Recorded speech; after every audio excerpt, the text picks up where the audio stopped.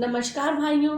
जैसा कि आप देख रहे हैं कि हम सत्य घटनाओं पर आधारित अपनी कहानियाँ आप लोगों को शेयर कर रहे हैं, जो हमारे समाज में इस समय बहुत ज़्यादा विकृतियाँ हैं। जैसे छोटी बच्चियों के साथ छिहत्तर होना, या घरेलू महिलाओं के साथ, जो महिला घर के अंदर है उनके साथ जो उनका शोषण होना, उत्पीड़न होना, मारपीट, उनके साथ घरेलू हिंसा।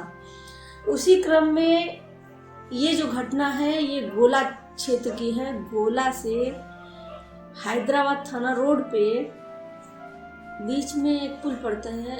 गोला से 5-7 किलोमीटर आगे, उसके थोड़ा सा और आगे गांव पड़ता था। वहाँ की एक बच्ची थी 9 साल की। वो बच्ची बकरी चराने के लिए फील्ड में जाती थी। शाम का वक्त होगा, बच्ची बकरी चराने के बाद अपने घर जा रही होगी। बच्ची सबसे पीछे रहेगी तो किसी आदमी ने उसको दबोच लिया, उसके साथ दुष्कर्म किया। दुष्कर्म करने के बाद उसको उसी हालत में छोड़ के वो चला गया। जब और लड़के लड़कियां, जो बच्चियां थीं और जो बच्चे थे लड़के, वो सब जो अपने घर पहुंच गए और ये बच्ची नहीं पहुंची, तो घर वाले इसको खोजने के लिए निकले। जब वो खोज रहे थे तो उनको एक जगह ये बच्ची मरणासन अवस्था में मिली। कपड़े सब अस्त व्यस्त। लोगों ने आइडिया लगा लिया कि इस बच्ची के साथ बहुत ही गलत हो गया। वो लोग गोला कोतवाली लेके गए। वहाँ से बच्ची की हालत को देखते हुए सीएससी में ना भर्ती करा के सीधे जिला अस्पताल भेज दिया गया। लड़की को महिला अस्पताल में भर्ती किया गया क्योंकि उसको नुकसान बहुत ज़्यादा हो गया था। मेरे पास भी खबर आई। रात को करीब 9:30-10 बजे थे तो मैं भी पहुंच गई। मैंने देखा तो लड़की बेहोश थी, उसकी हालत ज़्यादा खराब थी। उस समय सीएमएस थी डॉक्टर मीरा वर्मा जी। तो मैंने उनसे बोला क्या हाल है, थोड़ी लड़की की कंडीशन ठीक नहीं है और जब उसको होश ही नहीं है तो बात करने से कोई मतलब ही नहीं। तो मैं ठीक है, चलो हम कल आते हैं। फिर दूसरे दिन हम अस्पताल पहुँचे तो मैंने बच्ची के लिए फल लिए, कुछ कपड़े खरीदे, स्वेटर खरीदा, सर्दी का समय था, जामी खरीदी, अंडरगारमेंट्स खरीदे। हम लेके गए बच्ची के लिए। बच्ची के उस दिन टाके लगने थे तो बच्ची बहुत चिल्ला रही थी। तो हमने कहा यार ऐसे मत टाके लगा, इसको बेहोश करके टाके लगाओ। तो उसको स्टिचिंग किया गया, तो बेहोश किया गया। तो उसमें फिर वो लड़की बात करने की स्थिति में नहीं थी। तो हमने मीरा वर्मा जी से कहा, हमने कहा यार ऐसा है, जब इस बच्ची को होश आ जाए तो आप मुझे बुला लीजिएगा। पूरे दिन होश नहीं आया लड़की को, दूसरे दिन भी होश नहीं आया। ज़्यादा ब्लीडिंग हो जाने की वजह से, कुछ स्टिचिंग की वजह से, कुछ दिमाग पे जो प्रेशर पड़ा उसके। दूसरे दिन बच्ची को होश आया। बच्ची की उम्र सिर्फ 9 वर्ष थी। सोचिए समाज में कैसे कैसे दरिंदे हैं कि इतनी छोटी छोटी बच्चियों को भी नहीं छोड़ते हैं। हम गए, वो बच्ची किसी की तरफ नहीं देख रही थी। तो मैंने बड़े प्यार से उसके सर को ऐसे से सहलाया। मैंने कहा राजा बेटा कैसा है? तो उसने आँख खोली, मेरी तरफ ऐसे करके देखा और मुस्कुराई। तो मेरा वर्मा और सब लोग हंसने लगे। बोले इसने 3 दिन से किसी से नहीं बात करी, बोल आपने जादू कर दिया है। तो मैं उस बच्ची के पास बैठी। मैंने एप्पल खाओगे? बच्ची गाँव की थी, स्कूल भी नहीं जाती थी, एप्पल का मतलब नहीं समझी। मैंने उसको सेब दिखाया। मैंने कहा सेब खाओगे बेटा? तो उसने ऐसे सर हिलाया। धीरे धीरे काटते उसको खिलाने लगी। स्टूल आ गया, मैं बैठ गई उसके बेड के पास। मैंने कहा बेटा कौन था? तो उसने कहा हमने नहीं देखा। अरे पहचानती नहीं हो?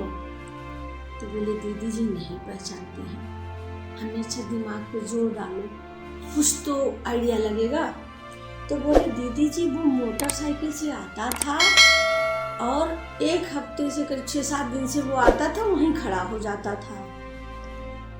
तो एक आशा की किरण जागी थी। इसका मतलब ये कोई दूसरे गांव का है और ये ऐसे ही बदमाश आदमी है, जो मतलब मानसिक विकृति कह लो, जो भी कह लो। हमने अपने कुछ आदमी उस क्षेत्र में लगा दिया। अब मुकदमा अज्ञात पे लिखा गया है, जब बच्चे कुछ बता रहा है। लेकिन अगर अज्ञात में पुलिस वालों के पास भी कितने काम होते हैं आप जानते हो, वो भी रात दिन काम ही करते हैं। तो उनके ऊपर भी कहाँ तक आप प्रेशर बनाओगे। हमने अपने आदमी कुछ लगा दिए चारों तरफ। हमने कि आइडिया लगाओ कौन है।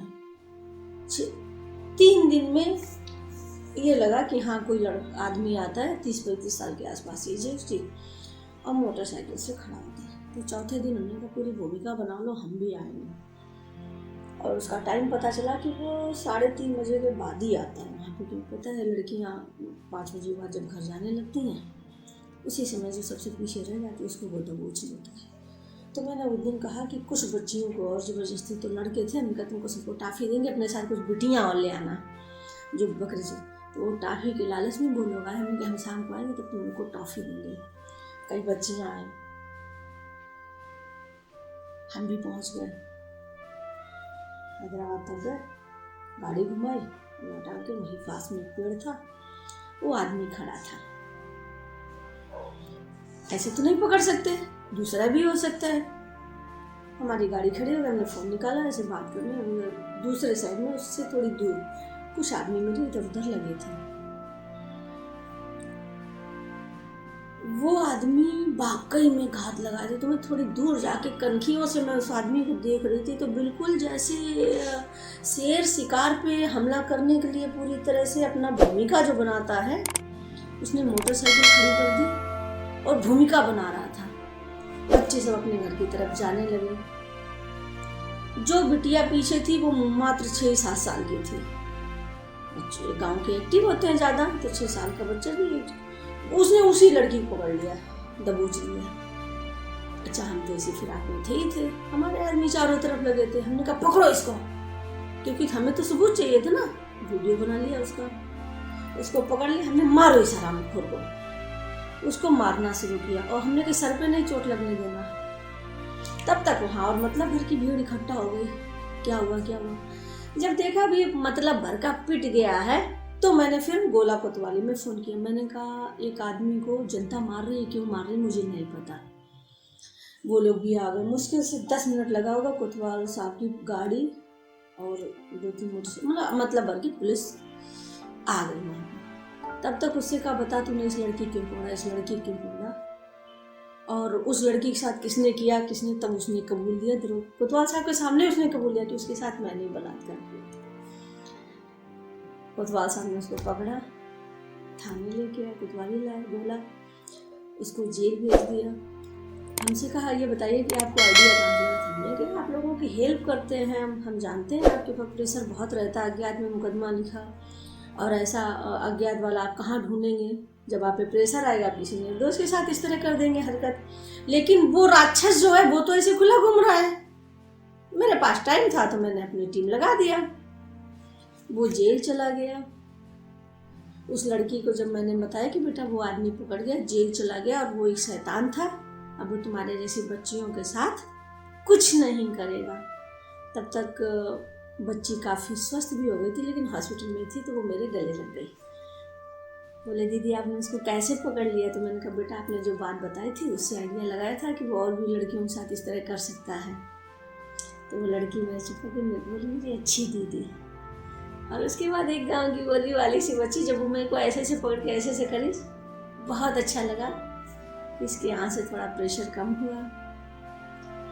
मीरा वर्मा थी, वो भी मतलब उस बच्ची सबके लिए खिलौना बन गई थी। करीब 15 दिन रखना पड़ा था हॉस्पिटल में, बहुत सीरियस कंडीशन थी उसकी। तो वो सबकी लाडली हो गई थी। सारी डॉक्टर्स उसका ख्याल रखती थी, नर्सें ख्याल रखती थी, और भी जो भी आता था वो बच्ची का बहुत ख्याल रखते थे। बच्ची फिर स्वस्थ हो गई, अपने घर चली गई। और एक जो राक्षस था वो भी जेल में है और अभी भी जेल में है, क्योंकि उसका गुनाह सबके सामने आ गया था ना, जनता के सामने उसने कबूल कर लिया था, तो अभी उसकी जमानत नहीं है। आप लोग बताइएगा गाइस ये कहानी आपको कैसी लगी।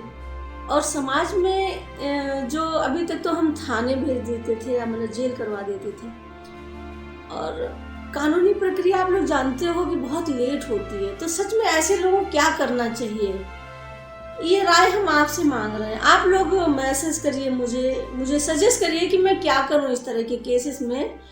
ऐसे हैवान, ऐसे राक्षस, ऐसे शैतान जो समाज में बिखरे पड़े, हमारी जो ये फूल जैसी बच्चियां जो हैं, ये हमारी जो बच्चियां ये जो छोटी छोटी कलियां हैं ये वाकई में खिले और खिले कायदे से, और खुली हवा में सांस ले सकें आज़ाद परिंदे की तरह से। आप मुझे सजेस्ट जरूर करिए कैसी लगी कहानी आपको गाइस, हमें ज़रूर मैसेज करिए। और अगर कहानी अच्छी लग रही है आपको तो सब्सक्राइब जरूर करिए, लाइक करिए, कमेंट करिए। बहुत बहुत धन्यवाद।